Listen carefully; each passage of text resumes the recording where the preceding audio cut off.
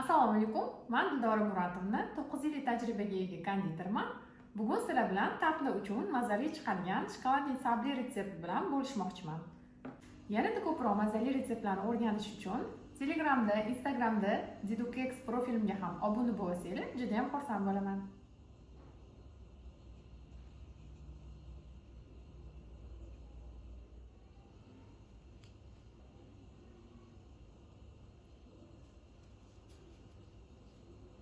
Shokoladli sablimizni tayyorlash uchun birinchi bo'lib masalliqlarimizni hammasini oshxona tarozisida o'lchab olamiz. Birinchi bo'lib mikser idishiga, toza va quruq mikser idishiga elangan unimizni solib olamiz.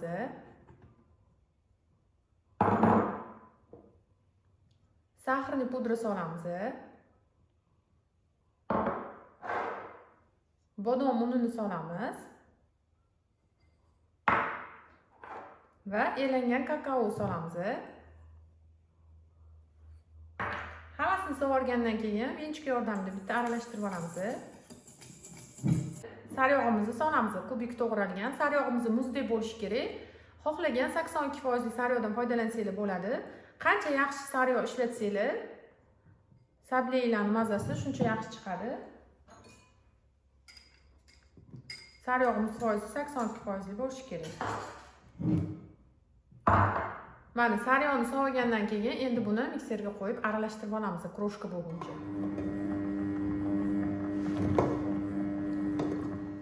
Mana yaxshilab kroshka qilib oldik. Mana shunaqa holatda bo'lishi kerak massamizni ko'rayotganingizdek. Mana saryog'imizni, unli massalarimiz bilan yaxshi aralashib ketgan kroshka bo'lib, endi bunga tuxumimizni solamiz mikserga qo'yib.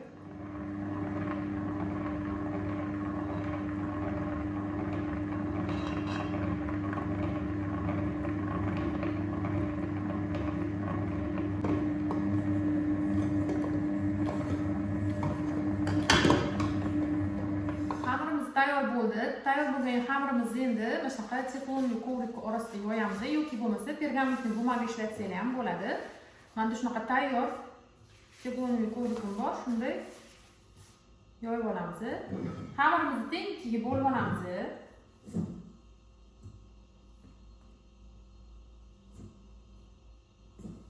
Shunaqa yumshoq xamir bo'ladi.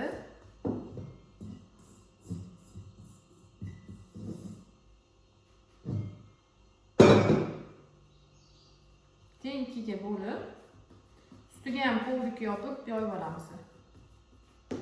Hech qanaqa ortiqcha un ishlatishimiz shart emas yoyishligi. Ikkinchi kovrik bilan yopib 2-3 mm qalinlikda yoyib olamiz.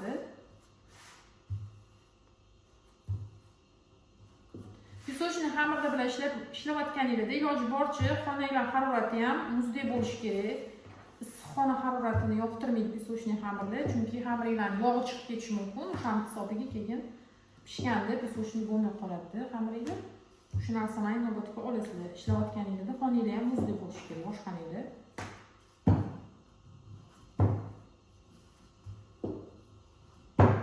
Ikkalasini ham mana shunaqa qilib yoyib olamiz.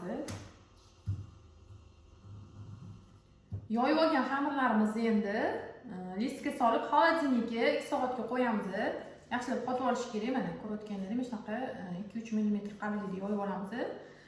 Mana shu teflonli kovriklarni shunday turishi bo'yicha xolodilnikka 2 soatga qo'yamiz. Qotgandan keyin qoliplarimizga solib kesib olamiz. Sablimizni pishirish uchun bizga mana shunaqa tart qolip kerak bo'ladi. Listimizga qo'yish uchun perforirованный kovrik kerak bo'ladi. Mana shunaqa teshik bo'ladi. Bemalol konditorskiy magazinlardan topsangiz bo'ladi. Qoliplarni ham, kovrikni ham.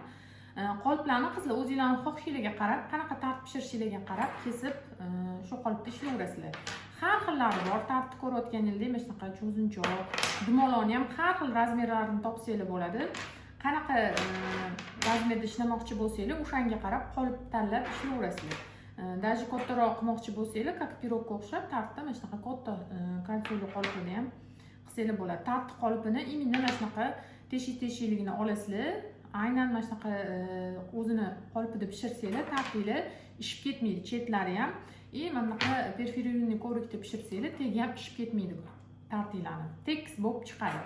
Endi tayyor bo'lgan xamirimizni, xolodilnikda tinib olgan xamirimizni kesib joylab chiqamiz qoliplarimizga. Mana xamirimizni tinmagandan keyin bitta bo'lagini olamiz. Ko'vrikimizni ajratib olamiz xamirdan. Bitta tarafini ham olamiz.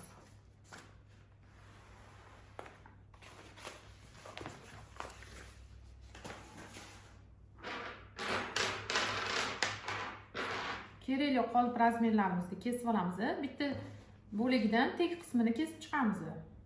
Tartimizni. Sразу listimizga joylab olamiz.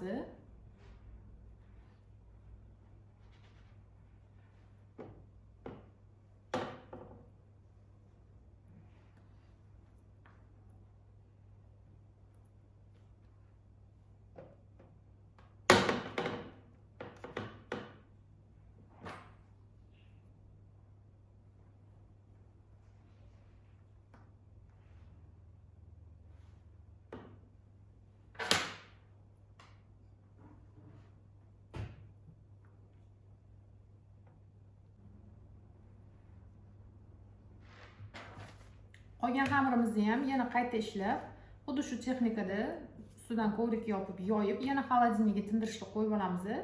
Yana qayta tartimizga ishlataveramiz.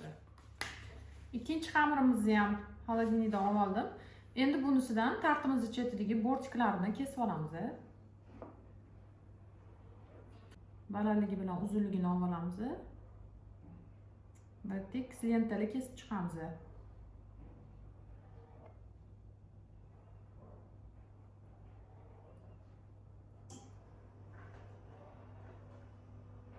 Santimetrda o'lchab olsanglar ham bo'ladi. Men endi doimiy qilib yurganim uchun na glas kesib olaman. Chetlarini ham tekis qilib kesib olamiz, joylashtirishimizga qulay bo'lishi uchun.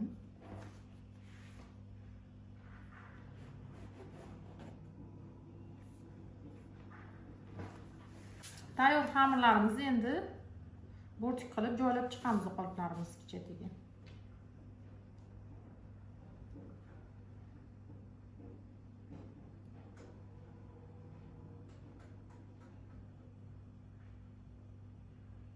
Ortiqchasini olib tashlaymiz.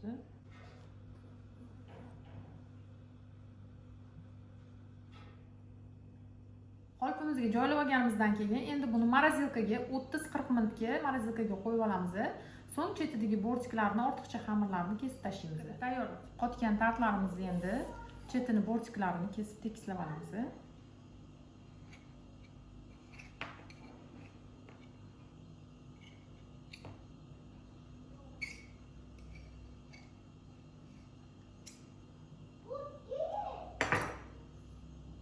Aslini mana shunaqa qilib kesib chiqamiz.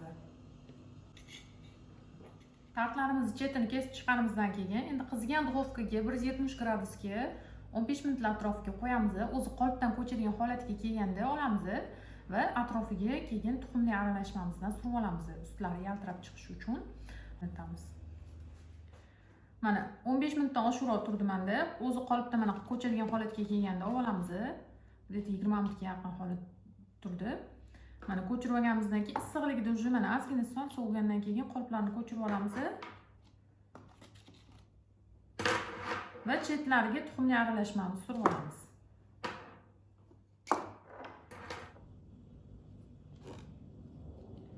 Tartlarimizga atroflariga, orasiga ham, o'rtasiga ham tuxumli aralashmamizni yaxshilab surib chiqamiz. Bu narsa hozir yana qaytib duxovkaga qo'yamiz 5 minutga. Tuxum surishimizning sababi tartlarning yumshab ketishini oldini oladi, pisochniligini, chunki nachinka solganimizda nachinka pisochni xamiri yumshatib yuborishi mumkin. O'sha narsani oldini oladi bu ham. Ham usti yaltirab chiqadi tartlarni. Hammasiga mana shunday qilib surib olamiz. Tartlarimizni hammasiga tuxumli massamizni surib olganimizdan keyin yana duxovkaga 4-5 minutga qo'yib olamiz. Tuxumni qotib olguncha. Mana tartlarimiz ham tayyor bo'ldi. Tuxum surganimizdan keyin ham yana duxovkaga qo'yib oldim. Ko'rib turganingizdek uslari yaltirab shunaqa chiroyli bo'lib chiqadi. Bu tartlarni bemalol oldindan tayyorlab qo'yib, usti yopiq konteynerga solib, quruq joyda 1 oygacha ham saqlasangiz bo'ladi.